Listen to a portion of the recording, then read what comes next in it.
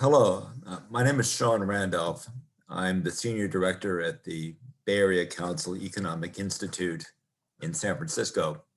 And we're basically an economic think tank that focuses on the economy of the San Francisco Bay Area, including Silicon Valley and California.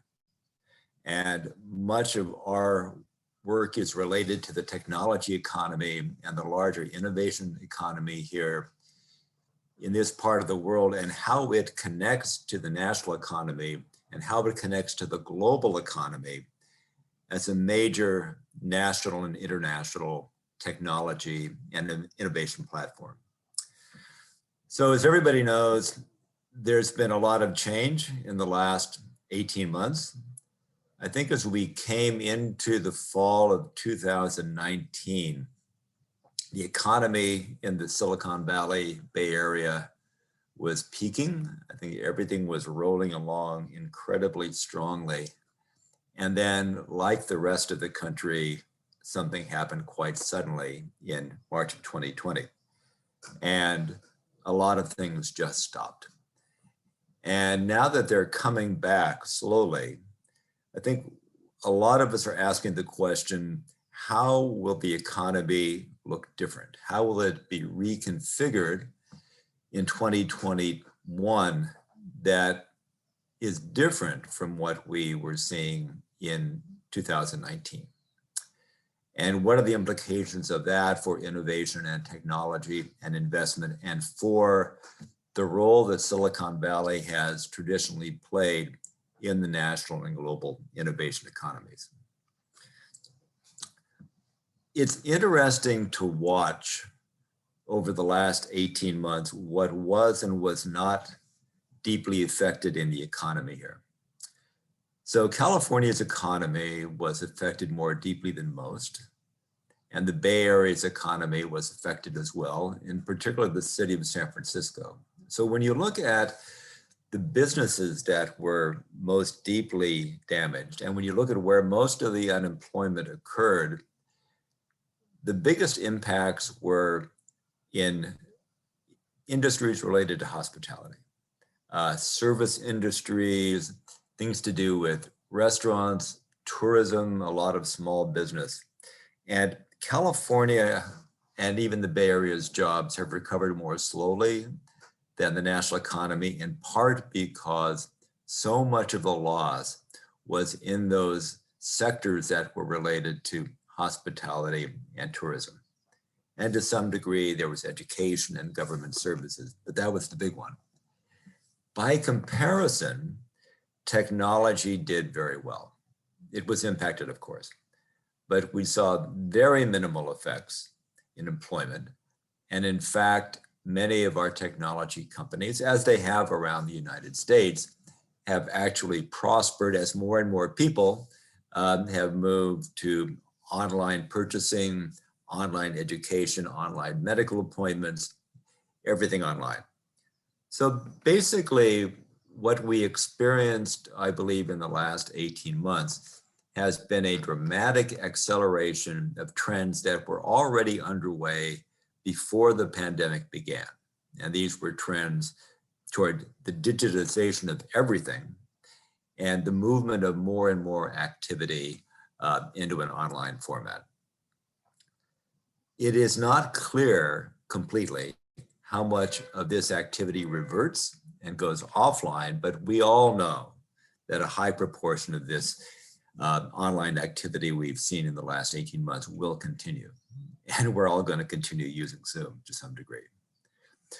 So what that has meant for the economy here is that we've actually seen significant growth in some cases during the pandemic for especially companies that have been in a position to take advantage of the situation because they are in fact digital companies and are meeting the new economic needs. So the pandemic, it was a difficult time initially, certainly for startups, and continues to be for quite a few startups. But for those that were in the right spaces and those that were able to pivot into these new needs, these new niches, they've done very, very well. So The technology economy in the Silicon Valley area and the Bay Area in general has come through the pandemic, in fact, very, very strong. Issues have come up, however, and there's a lot of discussion about this, about are companies leaving Silicon Valley? Has it lost its edge as a place for companies to start and companies to grow?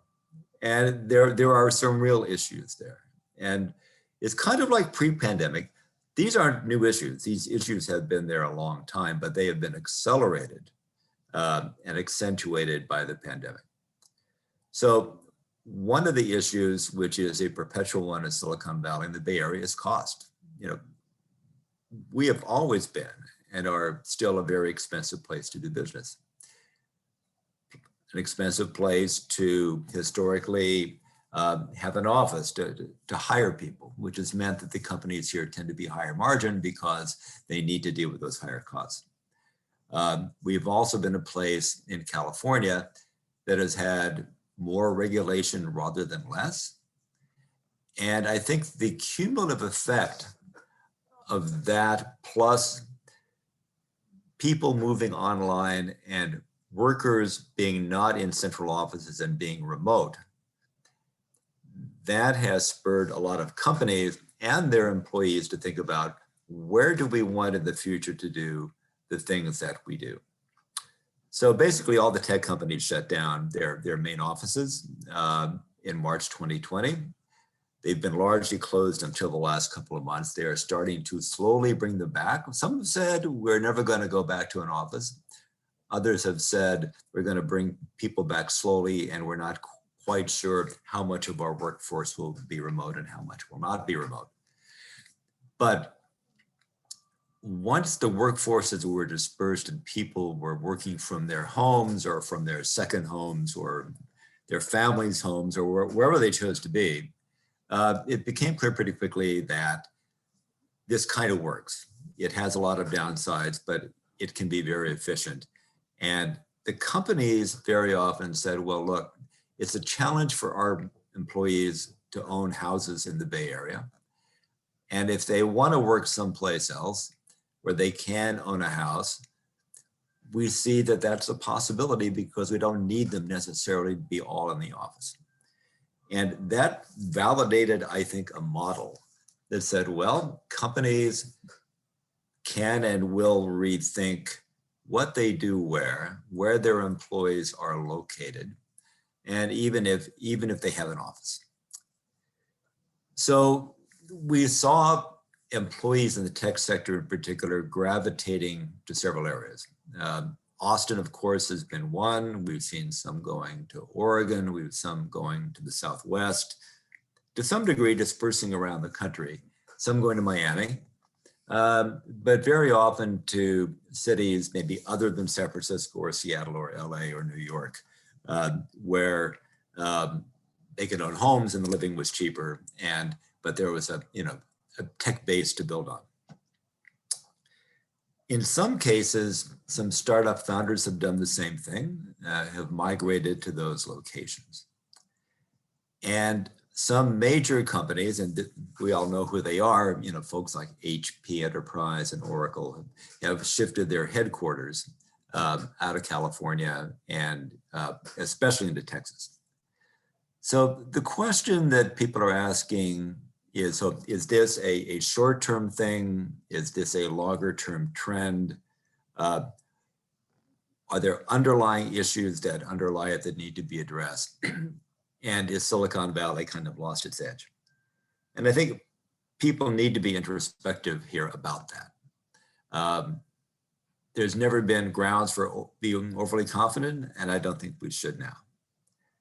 However, my reading of what is going on now in June 2021 is that at the end of the day, not much has changed in Silicon Valley.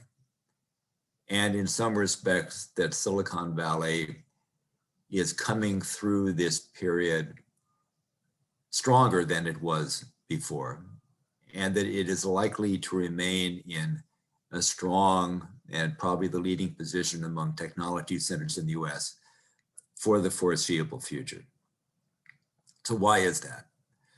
One is that the underlying fundamentals which have made it a global technology capital haven't really changed. If you think about the technology coming out of the great universities and the founders coming out of the great universities, and we're talking here about, of course, Stanford and Berkeley, but also University of California, San Francisco, University of California, Davis, University of California, Santa Cruz. That hasn't changed. And the amount of federal investment in scientific research coming into those institutions is still strong and will probably be even stronger with the new federal investment that we think is going to come out of Washington in the near future in scientific research. So you still have the large federal research laboratories here, Lawrence Livermore Laboratory, Lawrence Berkeley National Laboratory, Sandia National Laboratory, NASA Ames Research Center in Silicon Valley, that are doing cutting edge research. And this is a large concentration in one region of national technology laboratories. So they're continuing to do what they do. So the underlying institutional base really hasn't been impacted by what's going on in the last 18 months. I think the bigger indicator to look at it is venture capital. And the San Francisco Bay Area has been for decades the principal source of venture capital in the United States. Historically, about a third or more of the venture capital invested in the whole country has been invested here. In recent years, that's been more like 45 to 50%, which is a lot of capital in a very small area.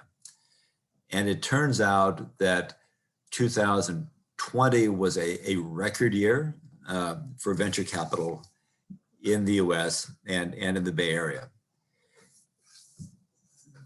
38 new companies went public out of the Bay Area in 2020, which is a high percentage of all the IPOs for technology companies in the United States last year.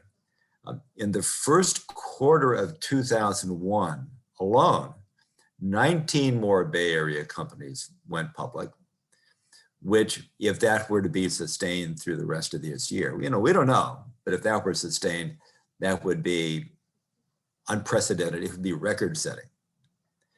But just to think that 19 went public just in the first quarter.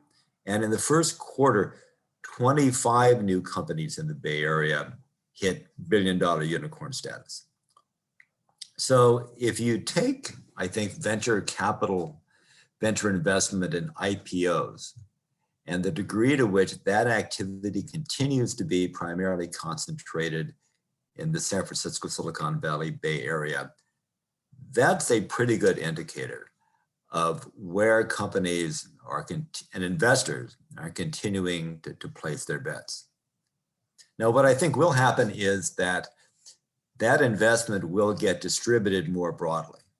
So as there are more startups and there are more people kind of moving their companies and there's activity in more cities across the US, and that's not just Seattle, it's not just Portland, it's not Austin or Phoenix, Miami. But I think what we will see is more interesting companies, many of which have been there all along, and more startups and founders in cities around the country that have not until now been large recipients of venture capital or haven't even been on the map. And my view is that that's probably a good thing. It's good for the country that that kind of investment gets spread around more broadly to enable more technology, more innovation-led growth in more parts of the country that haven't benefited until now. And Silicon Valley loses nothing by that because in fact, the capital is still coming from Silicon Valley. And I think companies are still being attracted to the Valley, startup and other companies, because that's where the capital is. But again, the patterns are shifting to some degree about how the transactions work, because the VCs I talk to say, well, they've gotten used to doing more of their interviews with potential investees remotely. They're used to Zoom, and that the pitches work, and they'd rather do it in person, and they'll probably do it in person again. But I think they feel more enabled in general to hear more pitches, make more investment decisions through electronic medium. So that means, again, that I think we'll see more of the funding being distributed more widely in the past. Not everybody has to physically be in Silicon Valley, and that may be okay too. But I think thinking of this area as a center of global investment, a center of innovation, a center of funding for startup activity, and a center for technology, I don't believe we're going to see very significant change in the coming year or two or three from what we experienced in 2019, which was a tremendous concentration of capital, of innovation, of entrepreneurial activity here in this region as a platform for companies and entrepreneurs all around the world to connect, wherever they may be coming from. The other thing I would mention in passing, but it's important, is biotech. That people think of the Bay Area as, of course, a big tech center, but it's one of the one or two top centers, along with Boston. You could argue which is the leading one, but along with Boston, it's the major center for biotech in the country. And we're seeing an enormous boom in biotech. The numbers of biotech IPOs, biotech funding has increased dramatically in 2020. It was doing well before that. And it's continuing to boom so far in 2021, to the point where there's a shortage of biotech space, shortage of lab space, and some San Francisco and other buildings and campuses where maybe they're not going to have as many tech workers coming in physically, are looking at reconverting some of that space into biotech space, even in downtown San Francisco. So I think we need to keep an eye on biotech, because I think it's big in Silicon Valley, it's big in the Bay Area. Again, this is the top, or one of the top two biotech centers in the country, but that its growth is closely connected, in fact, to information technology and bioinformatics. And that's what's driving growth here. And I think we're going to see continued strength for the foreseeable future in biotech in the Bay Area, especially as people are more sensitized to health issues and pandemics, things like we've just gone through, and are increasing their investment in health and in life science. So the bottom line, I'd say, is there are some companies that have left the Bay Area for a variety of reasons. Cost is certainly one. We got probably more than our share of regulations in California. Some startups and founders have followed them, and I think everybody makes their choices. There are a lot of places in the country where you can be. Certainly, there are more where costs are less. But as of June of 2021, we're seeing still an enormous flow of investment in scientific research coming into this region.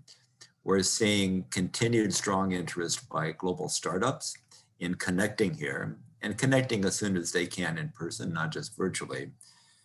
We're seeing an enormous growth in biotech and biotech investment. And in particular, we're seeing really surging investment in venture capital, which includes actually angel investment as well.